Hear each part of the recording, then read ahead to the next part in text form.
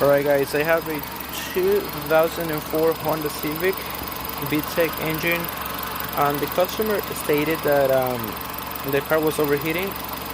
Due to the repair that we did, we replaced the whole front end. But the customer came back arguing that the car was not fixed properly because it was overheating. It overheated not only that, but the car was it had difficulties driving it. He stated that it feels like I'm pressing on the brake and the accelerator at the same time. It doesn't move even though I accelerated. That's what he said. So we checked the coolant system. We checked the coolant temperature sensor. We checked the fan switch sensor. This one was broken, so we replaced it. It was not leaking water. It's not overheating. So that issue is fixed. But when we go to the car, all right, you see the brake is on, right? So, and it is on parking. So we're gonna put it in drive, and we're gonna release the brake. And guess what? It doesn't move. Watch. Oh, it moves, but it's really hard.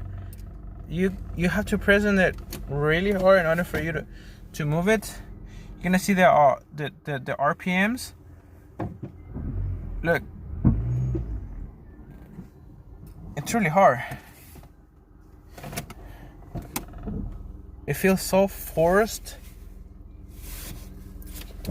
So at this point you're like, what the hell is going on? I mean, the engine with the brake system, they don't really go together, right? One thing is tomatoes and the other one is sparrows. So you want to see, or you're trying to figure out what would be the problem.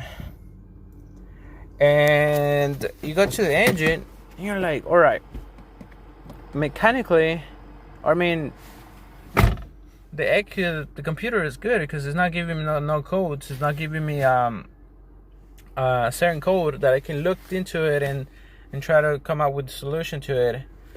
But you go ahead and you do it one more time. It doesn't move. And drive. Oh, sorry, my bad. Okay, it's in drive. It's moving right now, little bit, but you can feel like it's really forced. Now imagine you're driving it on the street. For sure, you're not gonna go nowhere. It's gonna overheat, and you're gonna have a huge problem.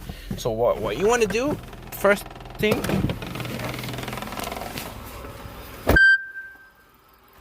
you want to check the booster. Why the booster? Because the booster takes some vacuum out of the engine, in this case out of the intake manifold. This is the line that connects the booster to the intake manifold.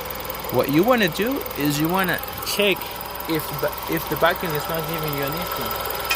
How are you going to do it? Is it you're going to you're going to remove the hose, and the engine is going to start shaking. But wait 1 second. You see?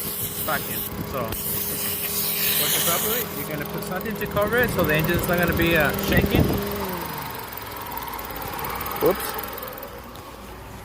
Alright, you did that. And now you're going to do the test one more time. It's in reverse, but the emergency brake is on it.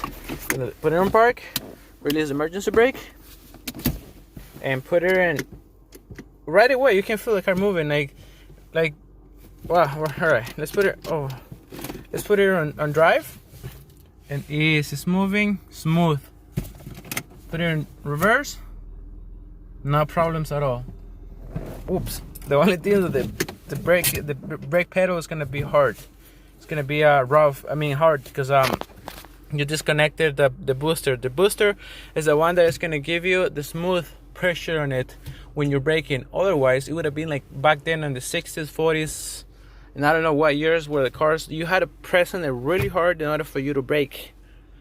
So engineers, they said, you know what, we're tired of it, we're lazy, we're getting lazy, so we're gonna put a booster in the cars.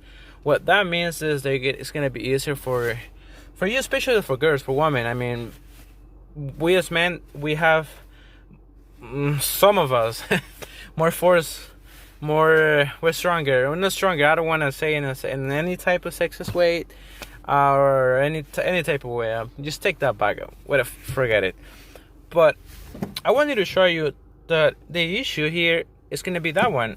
So don't take it to a mechanic. If you have an issue in this car, in any type of Honda, Toyota, any type of car, where the car starts, when you turn on the car, and then the car has been working for more than half an hour, and then the car, you can move it because the brake it seems to be on, but you're not pressing on the brake, or you don't have emergency brake on. Don't take it to a mechanic. Do that simple test. All you need is this insignificant tool to disconnect the clamp, to remove it, to disconnect the hose, then cover it with something, spark plug or whatever you can put in there, and make the test. Once the test is done, you can replace that one. Yeah, for that one you're gonna need a mechanic for sure. But there you go, guys. Hopefully this video is gonna help some of you guys. I had this issue like 10 years ago, and believe me, it was a pain in the ass when I first had it. I don't want you guys to have it. And the first time that I had it was like 10 years ago. I was struggling with the car for more than a week. I would be driving it for like half an hour. The car would start acting up. I would turn it off, wait, and then turn it back on. The customer was kicking my ass and saying like, "What's wrong with the car? You can find it or not? Can you fix it or not?"